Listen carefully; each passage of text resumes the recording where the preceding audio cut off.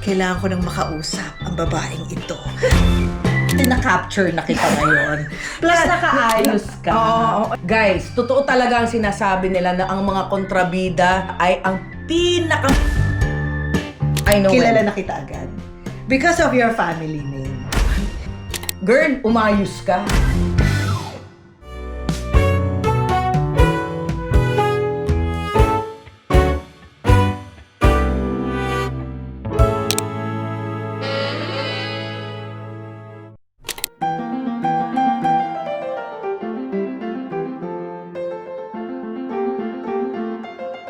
Eto na nga, Diyos ko, my dear subscribers, napakatagal naming pinlano ito because you know... Parang isang buwan ata mahigit, Mars. Because this woman is opposite of my direction. So, recently, alam niyo naman, I just had this musical theater gig. It's called Into the Woods. And I had to stay in Makati because of the traffic, you know, to avoid the traffic.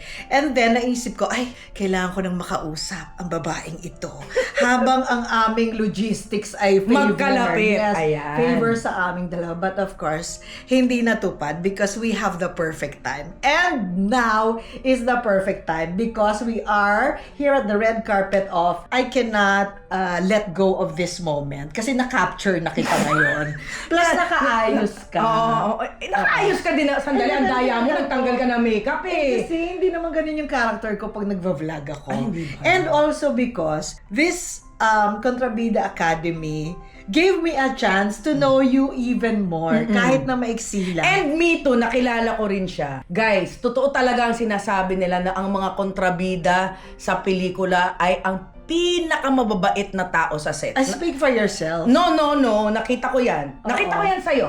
Okay? Hindi naman ako kontrabida. Hindi, pero in this movie, ikaw yung star student ng Kontrabida Academy, di ba? Oo, kunyari. Oo. So, talagang ito po si Uge sa set, hindi na lumaalis ng set.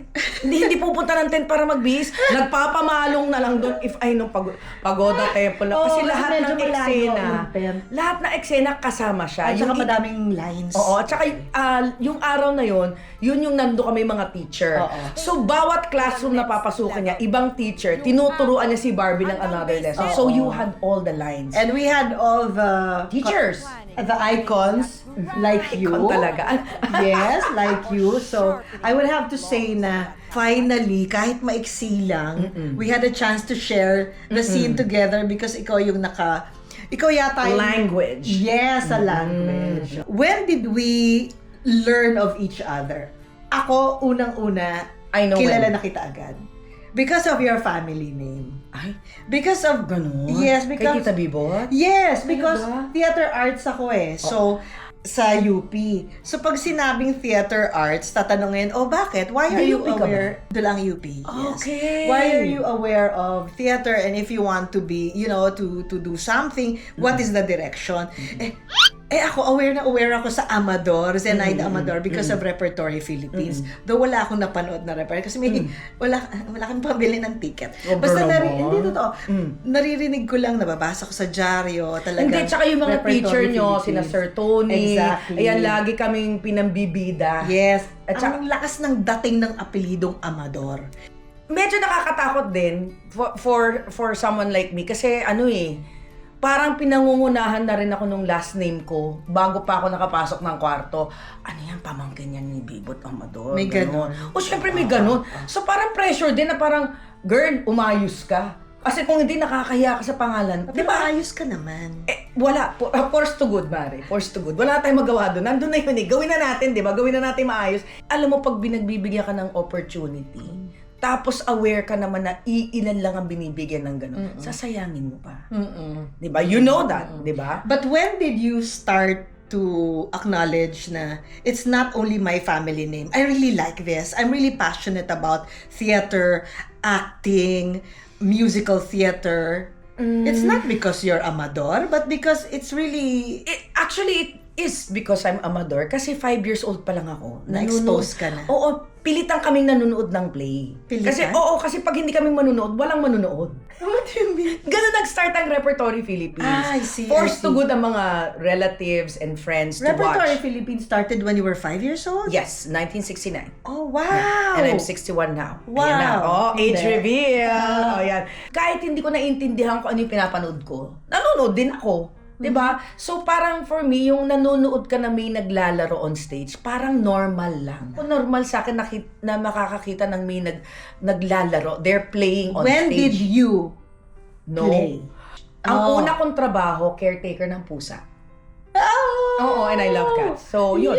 Yes! Totoo yan. I started backstage summer. Ako yung tiga-punit ng mga ticket. Have a good show. Good Nice. evening. Have a nice show. So, talagang I started from the bottom. Right. Which is tama din lang naman Yes, for me. of course. Tapos, dumating na lang yung punto na may isang play, kailangan nila ng crew na aarte din. Oh. Kasi nga sobrang mahal kung iba pa isesweldo mo sa crew, iba pa isesweldo mo sa Right. mga beat Tipid tayo player. So, dito.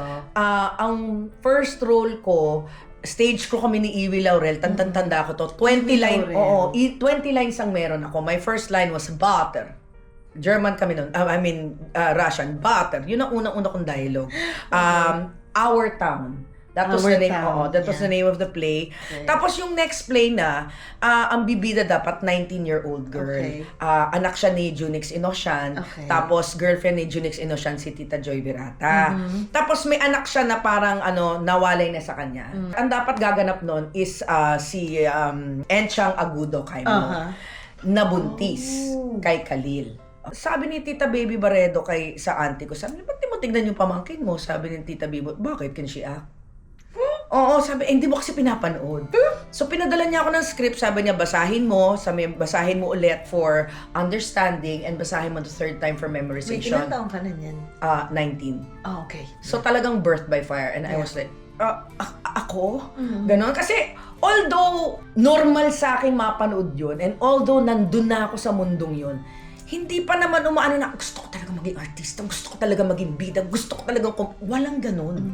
I just learned how to be part of a company. Yeah. And how to produce a show para makapagbuo. Right. Yun din ang magandang training na nakuha ko sa theater, yung company player ka. Right. Walang bida, walang kontrabida, Wala. walang malaking role, walang maliit. Yes. Yes. Everybody is needed para maitaguyod yung Right, show. right. And you know that, Yes. right? So, yun ang magandang nangyari. Parang forced to good ka maging team player. Right. Team player. Yun ang tawag Team nila player, ngayon doon, yes. di ba? Pero dati company ka lang, Oo, di ba? company. Player. So yun, it started with that play, I Ought to Be in Pictures. And then, that same year, nanalo ko ng Aliw Award for Oh Best my Actress. God. Agad-agad. And then I also did Agnes of God. Oh! With Tita Bibot and Tita Baby, directed by Ben Cervantes. Oh! Oo, so talagang grabe, parang ko palang third play ko palang ata yun, parang katapat ko na yung talagang mga icons. Right. Icons. So Right. my two aunts who were the founders of the theater company, tapos Right. Ben Cervantes na isa talagang grabe ring Yes. director Yes. na nagre-rehearse kami, hindi namin alam kung pupulutin And na siya ng very good Metrocom. actor as well. Amazing. Hindi lang Yes. but this is right before this is right before the revolution. Mm. So, hindi namin alam kung pupulutin na siya ng Metrocom. Hindi namin my alam kung God. pupulutin siya for questioning. He was a really strong activist. Yes. And I also got my first TV soap from Ben Cervantes with ABS-CBN, Angkan. Siya nagcast sa akin. See, that's why I was aware of you. Because I love watching TV and all those yung parang... Kasi very yung Angkan, di ba? Yes. Very politically motivated oo, siya, oo, di ba? Oo. At saka kitang-kita mo na yung mga gumaganap. And the way it was directed, yung treatment, may pagka-stage. Oo. So, Kasi I nung was- time na yun, Mari, 60 sequences kami sa isang araw. Tapos yung studio namin sa ABS, nung wala pang aircon. So talagang magtitiis ka sa walang aircon for, I don't know, from 8 a.m. till 2 a.m. Tatapusin mo yung 60 sequences, forced to good. Alam mo si Direk Ben, hindi pwedeng, Direk, sorry, nakalimutan ko, hindi pwedeng gano'n. Oo. So para ka talaga nagpe-play, pero Yes, dire-diretso. mabilisan, pagka-memorize mo, bitaw agad, next costume, next scene agad. Right, So right. parang ibang training yun, di ba? Right. Oh, where did you study? Nag-apply ako ng scholarship sa Bristol Old Vic Theatre School. So, sa British Council, what they call now the Chevening Scholarship. Uh-huh. Nung panahon na yun, it was just Bristol Old Vic How giving it. long? It was a 1-year master's Nice. scholarship. And then, pagka-graduate ko, sabi ko, parang mahirap atang mag-Shakespeare sa Pilipinas. Baka once or twice ko lang ata sa buong buhay ko magagawa. Pwede ba akong magstay dito and try to audition to get roles? Yes. So, the British Council kindly extended my scholarship twice. Kasi trimester kami doon. So, they extended it for 2 more terms until I got into Miss Saigon. Oh. So talagang yun yung napakaswerte. Wala ka dito sa Pilipinas. How many years were you working abroad? 8. See? 8. So sabi ko, parang nawala ka for a while. But we know that you were working and you did Miss Saigon and we're fully aware that you're so into theater. And then when you returned, you did this very important musical. You were talking in French. Piaf. My gosh. It was really That was my role of my dreams. Piaf. Sobrang Do you grateful still lang ako. remember? The songs? Yeah. Of course. Pwede.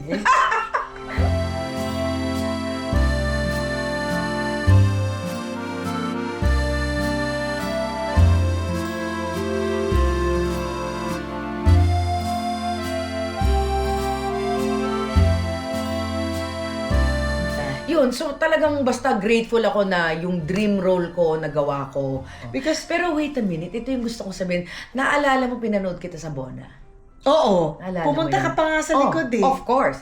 Because I was so proud that you were giving back. Yeah. I was so proud that was after Kimidora, correct? Yes. That was after Septic Tank, yeah. right? That was after your award, your international award, right? Yeah. So parang you had done so much, you were non-stop on TV, you were non-stop in comedy shows, and you chose to do Bona with PETA. So for me, that set an example for people who know yung talagang marunong tumingin kung saan sila sila nanggaling. And that's why I went backstage to you.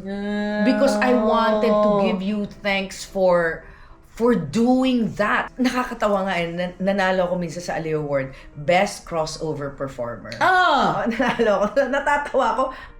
Nung day 1 pa po ako nagko-crossover. Pero syempre hindi mo sabihin, balik ko yan. Syempre hindi mo masabing, ay, sorry naman po. Pero kasi ever since I started doing theater, yung papa ko kasi was the lawyer of Vicor and Viva Records.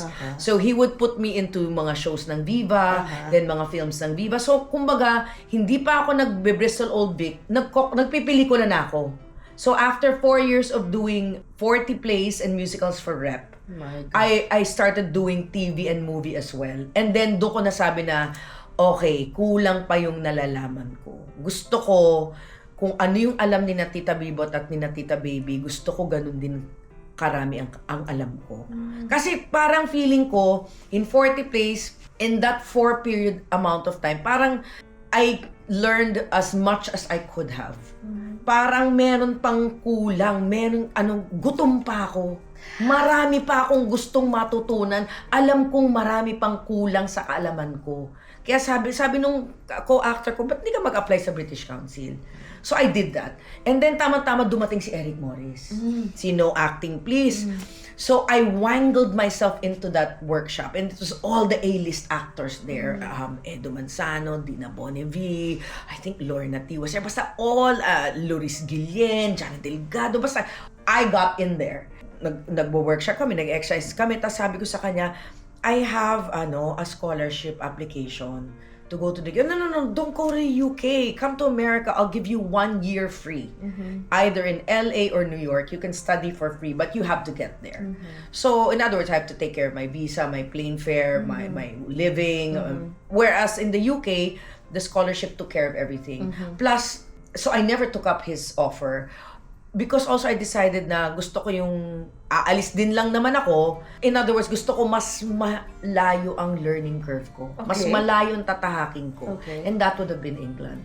Kasi let's face it, medyo, kumbaga between England and the US, mas malapit tayo in terms of entertainment, in terms of politics, in terms of commercialism to the US. Than the UK. Yeah. So, kumbaga, at saka talaga yung Shakespeare text, wala akong alam. Okay, as in zero. So, nung nag-audition ako dito, you're supposed to audition one contemporary piece and one Shakespeare piece. So, I auditioned with a Shakespeare actress called Prunella Scales, who used to be alumni in my school. She was doing a one-woman show here, and the British Council said, oh, why doesn't she audition you? So, she came straight off the plane, checked into the intercon, and went straight to Insular in the same day. And I was thinking, I am so F-U-C-K-E-D. Siyempre, naantok pa to.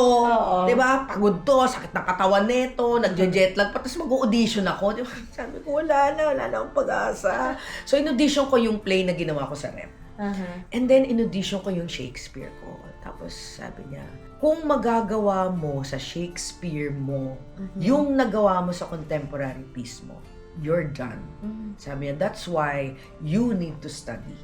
You need to study their language, ganyan. Sabi niya, because alam kong kaya mo, nagawa mo doon sa contemporary. Nandun yung beats, nandun yung ganito, pero kailangan matutunan mo tong, kumbaga itatawid ko na lang.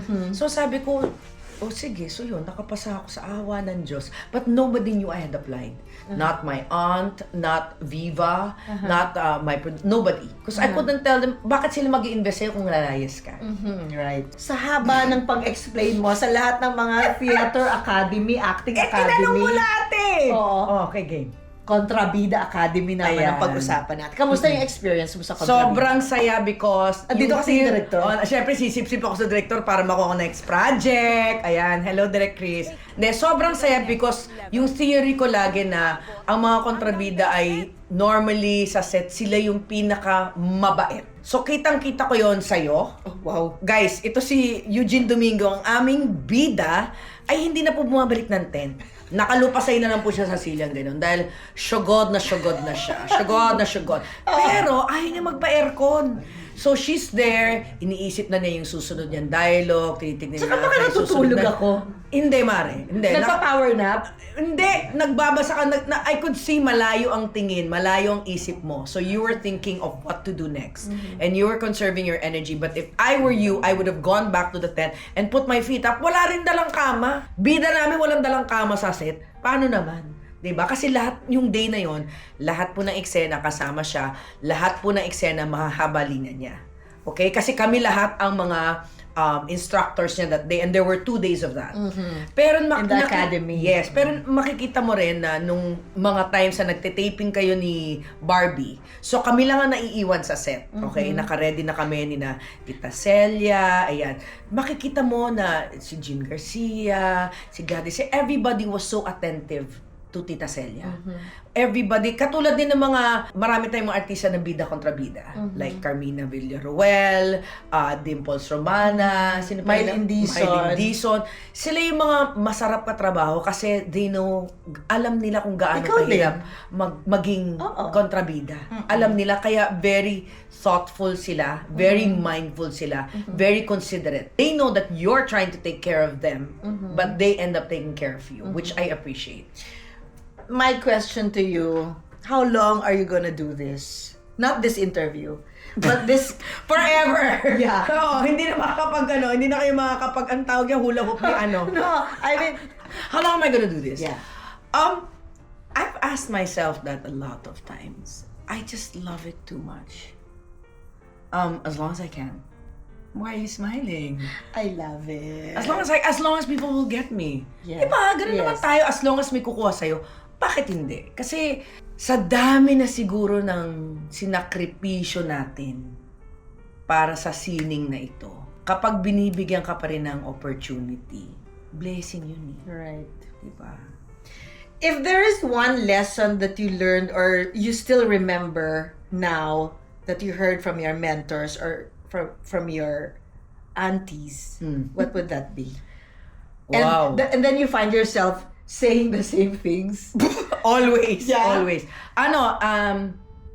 Lesson number 1, there's no such thing as a small role, only a small actor. Okay. Isa pa is that, the truth above everything else, and acting is reacting. Nice. Actually, madami ako napakaswerte ko na marami akong natutunan sa kanila. And when I'm called to teach, Yeah. naaalala ko pa lahat yun. So, I'm thankful that I had the best mentors. So, syempre pag dumating ang opportunity na ikaw naman ang magbibigay, katulad with what you did when you did Bona, it's time for us to give back. Right. Diba?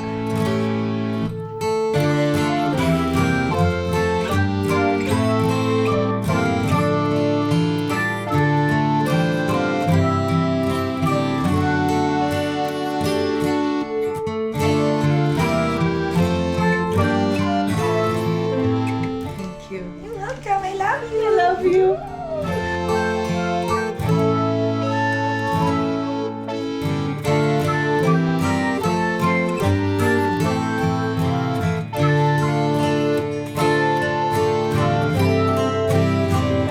Ayan na, tinapos natin yung matiwasay.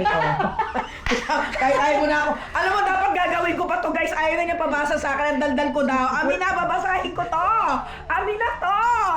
Wala na tayong battery. tayo. Vlogging. The Vloggers Incorporated Do-It-Yourself Family. Bye, guys. I love you. Thank you, Miss I love Uge. you. I love you. I love you. Mwah. Mwah.